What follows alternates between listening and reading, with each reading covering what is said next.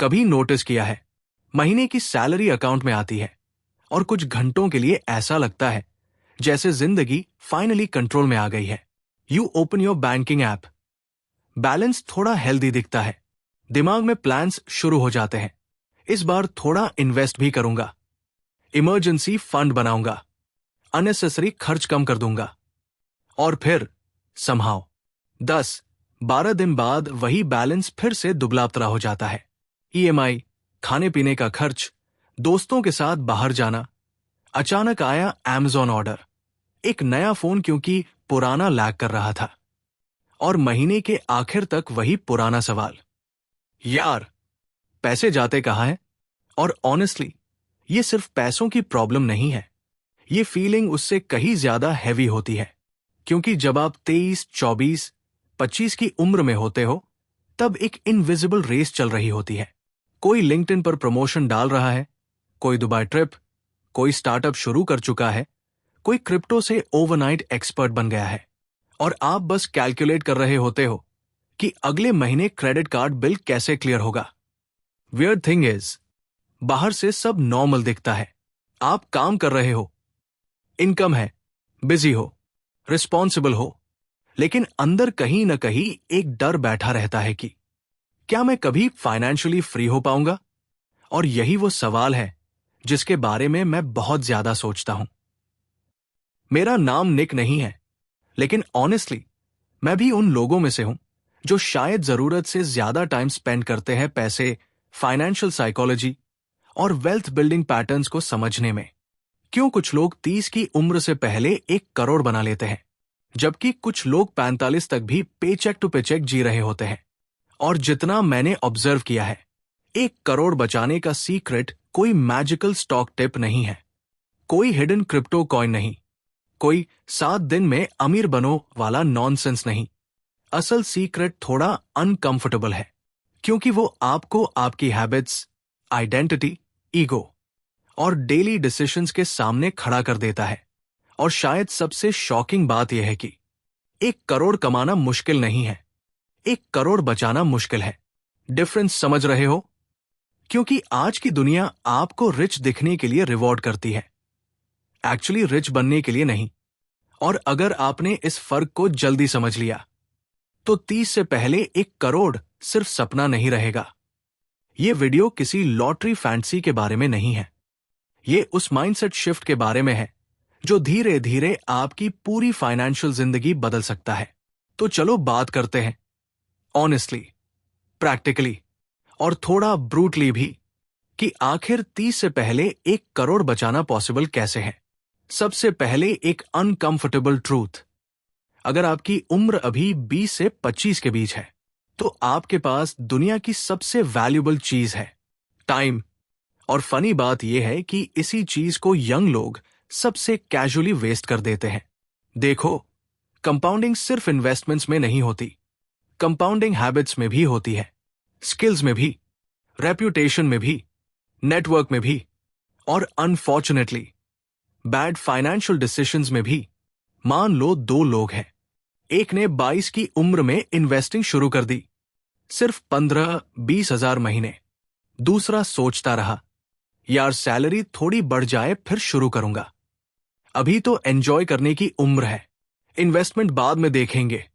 अब प्रॉब्लम यह है कि बाद में बहुत जल्दी आ जाता है, 26 आते आते रिस्पॉन्सिबिलिटीज बढ़ जाती है, फैमिली प्रेशर, शादी, रेंट, पेरेंट्स, हेल्थ, और फिर इन्वेस्टिंग लक्जरी लगने लगती है। मैंने एक बार कैलकुलेशन की थी और ऑनेस्टली थोड़ा डर लगा था। अगर कोई इंसान 22 की उम्र से हर महीने 20,000 रुपए इन्वेस्ट करे, एवरेज 12% रिटर्न पर, तो 30 तक उसके पास लगभग 40-45 लाख हो सकते हैं। अब सुनने में शायद कम लगे कंपेयर टू 1 करोड़, लेकिन यही पॉइंट है, पहले 40 लाख सबसे मुश्किल होते हैं, क्योंकि वहां तक पहुंचने के लिए आपको अपनी पूरी आइडेंटिटी बदलनी पड़ती है। आपको इंपल्सिव स्पेंडर से डिसिप्लिन्ड इन्वेस्टर बनना पड़ता है। और ट्रस्ट मी, ये मैथ का गेम कम है, साइकोलॉजी का गेम ज्यादा है, क्योंकि 1 करोड़ की जर्नी एक्सेल शीट में नहीं हारती। वो Zomato orders, random subscriptions, unnecessary upgrades और इमोशनल परचेसेस में हारती है। और हाँ, मैं ये नहीं कह रहा कि जिंदगी एंजॉय मत करो। कुछ फाइनेंस क्रिएटर्स ऐसे बिहेव करते हैं जैसे कॉफी खरीदना फाइनेंशियल क्राइम हो। अगर स्टारबक्स नहीं पियोगे तो मिलियनेयर बन जाओगे। रिलैक्स, प्रॉब्लम कॉफी नहीं है, प्रॉब्लम अनकॉन्शियस स्पेंडिंग है। अगर हर महीने आपको पता ही नहीं कि पैसा कहाँ जा रहा है, तो इनकम बढ़ने से भी कुछ नहीं होगा, क्योंकि लाइफस्टाइल हमेशा इनकम का पीछा कर लेता है। इसलिए पहला स्टेप इन्वेस्टमेंट नहीं है, पहला स्टेप अवेयरनेस है। आपको ब्रूटली ऑनेस्ट होकर देखना पड़ेगा कि आपकी फाइनेंशियल लाइफ एक्चुअली कैसी दिखती है। एक छोटा एक्सपेरिमेंट करो। अगले 30 दिन सिर्फ हर खर्च लिखो, बस इतना। जज मत करो, शेम फील मत करो, बस ऑब्जर्व करो। और बिलीव मी, महीने के एंड तक आपको खुद शॉक लगेगा, क्योंकि अक्सर हम बड़े खर्चों से नहीं, छोटे इनविजिबल लीक से गरीब रहते हैं। थोड़ा वियर्ड एग्जाम्पल है, लेकिन इमेजिन करो एक बकेट है जिसमें नीचे टाइनी होल्स है। आप ऊपर से कितना भी पानी डालो, बकेट कभी भरती नहीं। बहुत लोगों की फाइनेंशियल लाइफ एग्जैक्टली ऐसी ही होती है। अब दूसरी चीज जो शायद सबसे ज्यादा इंपॉर्टेंट है, इनकम। हाँ, सेविंग्स इंपॉर्टेंट है, लेकिन सिर्फ पैसे बचाकर आप जल्दी 1 करोड़ नहीं बना सकते। किसी पॉइंट पर आपको अर्निंग कैपेसिटी बढ़ानी ही पड़ेगी। और ऑनेस्टली, यही वो जगह है जहां बहुत लोग पीछे रह जाते हैं, क्योंकि स्कूल और कॉलेज हमें अक्सर ये सिखाते हैं कि स्टेबल रहो, सेफ रहो। लेकिन वेल्थ क्रिएशन का गेम थोड़ा डिफरेंट है। आपको रेयर स्किल्स चाहिए, ऐसी स्किल्स जिनकी मार्केट में डिमांड हो और सप्लाई कम। Content creation, sales, coding, video editing, AI tools, copywriting, marketing, public speaking, business strategy. आज इंटरनेट ने अपॉर्चुनिटीज एक्सप्लोड कर दी है, लेकिन प्रॉब्लम अपॉर्चुनिटी की कमी नहीं है, प्रॉब्लम डिस्ट्रैक्शन की ज्यादा है। हम स्किल बिल्डिंग से ज्यादा टाइम रील्स कंज्यूम करने में लगा देते हैं। आर्नी देख रहे हो, जिस इंटरनेट से लोग करोड़ों बना रहे हैं, उसी इंटरनेट पर दूसरे लोग पूरा दिन स्क्रॉल करके अपना फ्यूचर लीक कर रहे हैं। और मैं ये प्रीची टोन में नहीं बोल रहा, मैं खुद कई बार फोन उठाकर सिर्फ 2 मिनट के लिए स्क्रॉल करता हूं और अचानक 7 मिनट गायब हो जाते हैं। ह्यूमन ब्रेन डोपामाइन मशीन है बेसिकली, लेकिन अगर आप जेन्युइनली 30 से पहले 1 करोड़ बचाना चाहते हो, तो आपको अपने 20S को स्ट्रैटेजिकली यूज करना पड़ेगा। 20S एक्सपेरिमेंटेशन के लिए होते हैं, लेकिन रैंडम वॉन्डरिंग के लिए नहीं। डिफरेंस सटल है। आपको रिस्क्स लेने होंगे, लेकिन कैलकुलेटेड रिस्क्स। एग्जाम्पल के लिए, अगर आपकी सैलरी 25-30 हजार है और अगले 5 साल भी वही रहने वाली है, तो सिर्फ बजटिंग से मिरेकल नहीं होगा। आपको पूछना पड़ेगा, मैं मार्केट में अपनी वैल्यू कैसे बढ़ाऊं? क्योंकि इनकम ग्रोथ वेल्थ जर्नी का इंजन है, सेविंग्स सिर्फ स्टीयरिंग व्हील है। अब यहां एक और डेंजरस ट्रैप आता है, लाइफस्टाइल इन्फ्लेशन। ये शायद मॉडर्न मिडिल क्लास का सबसे साइलेंट एनिमी है। सैलरी बढ़ी तो car upgrade, phone upgrade, rent upgrade, restaurants upgrade, vacation upgrade. और फिर लोग जेन्युइनली कंफ्यूज्ड होते हैं कि इनकम डबल होने के बाद भी सेविंग्स क्यों नहीं बढ़ी। क्योंकि कई लोगों के लिए salary increase actually wealth increase नहीं होती, वो सिर्फ लाइफस्टाइल एक्सपांशन होती है। मैंने ऐसे लोग देखे हैं जो 1 लाख महीने कमाते हैं और महीने के एंड तक ब्रोक फील करते हैं, और ऐसे लोग भी जो 45-50 हजार में क्वाइटली वेल्थ बिल्ड कर रहे हैं।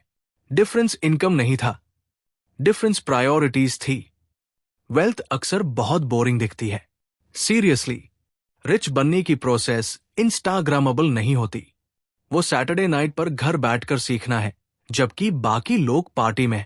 वो सैलरी आते ही सिप ऑटोमेट करना है। वो सेकंड हैंड चीज यूज करना है जब तक जेन्युइनली जरूरत ना हो।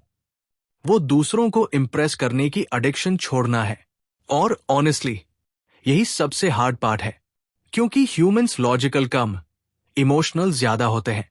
हम चीजें जरूरत के लिए कम, आइडेंटिटी के लिए ज्यादा खरीदते हैं। कार सिर्फ ट्रांसपोर्ट नहीं होती, फोन सिर्फ डिवाइस नहीं होता, ब्रांडेड शूज सिर्फ शूज नहीं होते, वो स्टेटस सिग्नल्स होते हैं। और सोशल मीडिया ने इस इनसिक्योरिटी को स्टेरॉयड पर डाल दिया है। अब हर कोई अपनी हाईलाइट रील दिखा रहा है, कोई ईएमआई नहीं दिखाता, कोई स्ट्रेस नहीं दिखाता, कोई वो रातें नहीं दिखाता जब बैंक बैलेंस देखकर एंग्जाइटी होती है। बस रिजल्ट्स दिखते हैं। और यही कंपैरिजन ट्रैप आपकी वेल्थ डिस्ट्रॉय कर देता है। अगर आप हर समय दूसरों की लाइफस्टाइल कॉपी करोगे तो इवेंचुअली उनकी फाइनेंशियल प्रॉब्लम्स भी कॉपी कर लोगे। इसलिए फाइनेंशियली सक्सेसफुल लोग अक्सर एक स्ट्रेंज ट्रेड शेयर करते हैं। दे डिले ग्रेटिफिकेशन, मतलब वो आज थोड़ी डिस्कंफर्ट टॉलरेट करते हैं ताकि फ्यूचर में फ्रीडम मिले।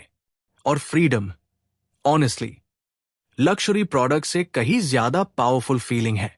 इमेजिन करो, 30 की उम्र में आपके पास इन्वेस्टमेंट्स हैं, इमरजेंसी फंड है, कोई टॉक्सिक जॉब छोड़ने की एबिलिटी है, पेरेंट्स को सपोर्ट करने की कैपेसिटी है। ये फीलिंग किसी एक्सपेंसिव स्नीकर से कंपेयर नहीं हो सकती।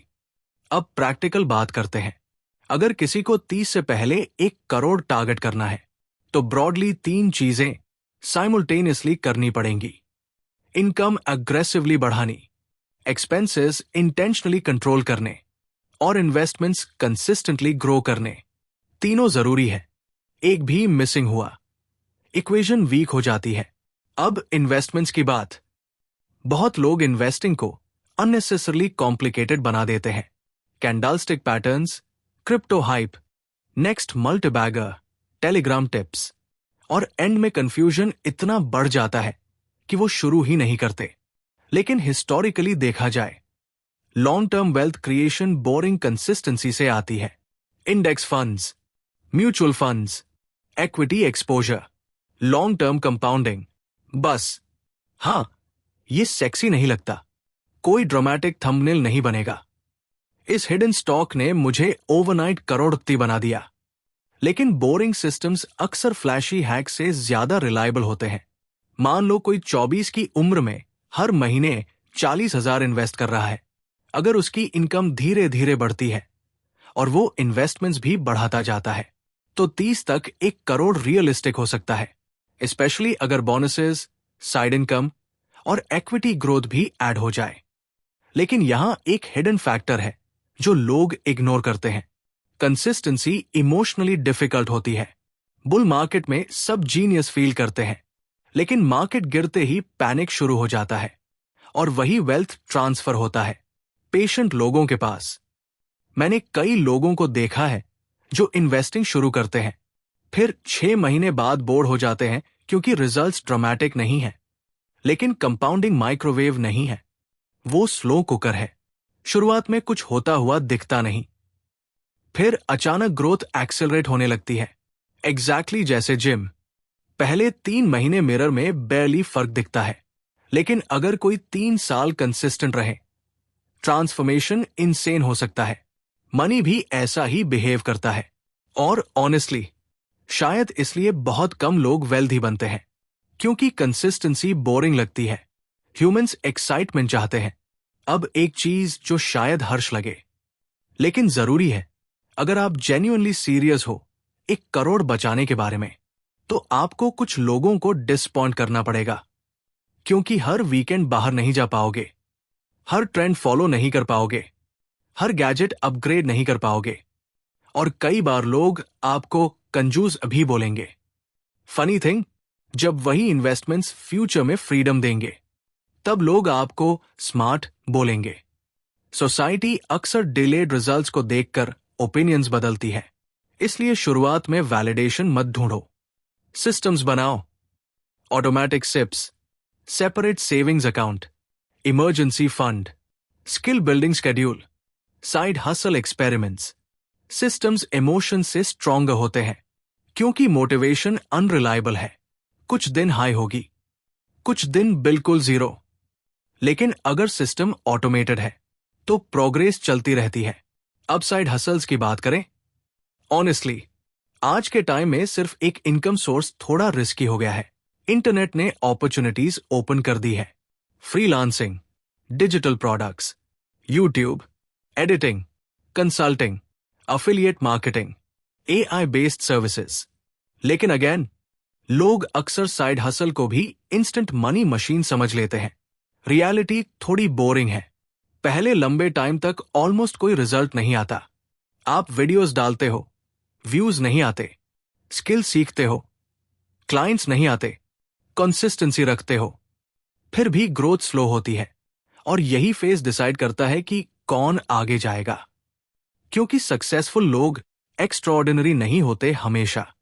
कई बार वो सिर्फ लॉन्गर टिके रहते हैं। पेशेंस अंडररेटेड सुपर पावर है। और एक छोटी पर्सनल ऑब्जर्वेशन, बहुत बार लोग वेल्थ इसलिए नहीं बिल्ड कर पाते क्योंकि वो इंटरनली बिलीव ही नहीं करते कि वो फाइनेंशियली सक्सेसफुल हो सकते हैं। उनकी आइडेंटिटी ऑलरेडी फिक्स्ड होती है। हम मिडिल क्लास लोग हैं, हमारे बस का नहीं। रिच लोग अलग होते हैं।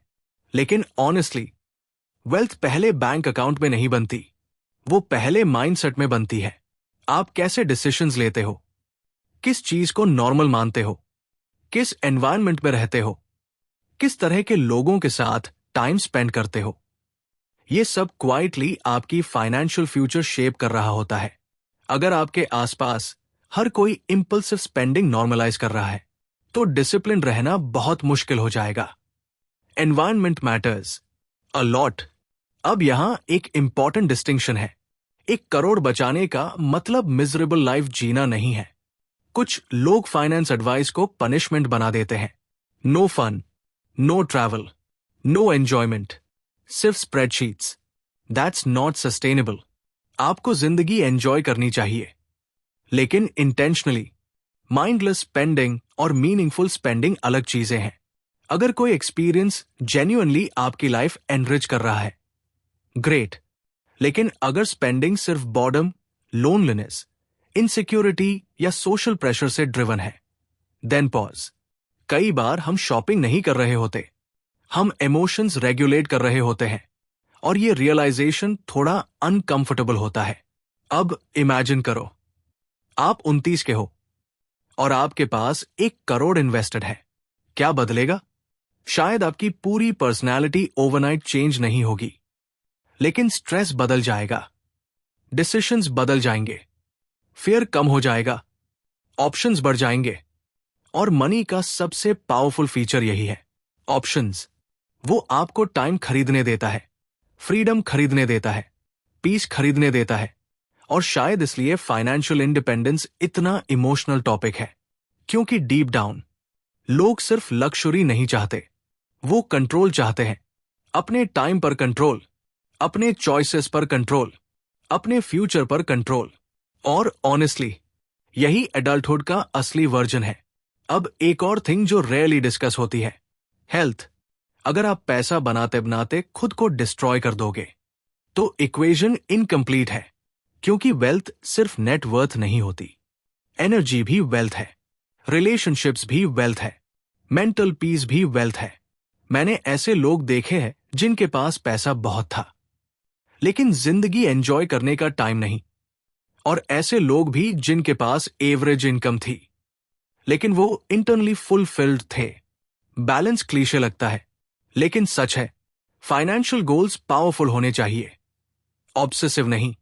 अब अगर इस पूरी कॉन्वर्जेशन को सिंप्लीफाई करें तो 30 से पहले 1 करोड़ बचाने का ब्लूप्रिंट सरप्राइजिंगली सिंपल है। इजी नहीं, सिंपल। हाई इनकम स्किल्स सीखो, इनकम एग्रेसिवली बढ़ाओ, लाइफस्टाइल इन्फ्लेशन कंट्रोल करो, कंसिस्टेंट इन्वेस्टिंग करो, लॉन्ग टर्म सोचो और दूसरों को इंप्रेस करने की एडिक्शन छोड़ दो। बस प्रॉब्लम यह है कि सिंपल चीजें कंसिस्टेंटली करना बहुत हार्ड होता है। और शायद यही एडल्टहुड का हिडन चैलेंज है। कोई आपको फोर्स नहीं करेगा डिसिप्लिन रहने के लिए, कोई डेली रिमाइंडर नहीं देगा कि फ्यूचर के लिए इन्वेस्ट करो। फ्रीडम और डिस्ट्रैक्शन दोनों साथ आते हैं, और हर दिन छोटे डिसीजंस क्वाइटली आपका फ्यूचर बना रहे होते हैं। तो शायद आखिर में सबसे इंपॉर्टेंट सवाल यह नहीं है कि क्या 30 से पहले 1 करोड़ पॉसिबल है?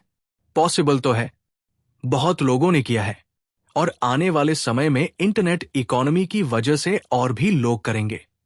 असल सवाल यह है, क्या आप उस तरह का इंसान बनने के लिए तैयार हो जो 1 करोड़ सेव कर सकता है? क्योंकि मनी अक्सर एम्पलीफाई करता है जो आप पहले से हो।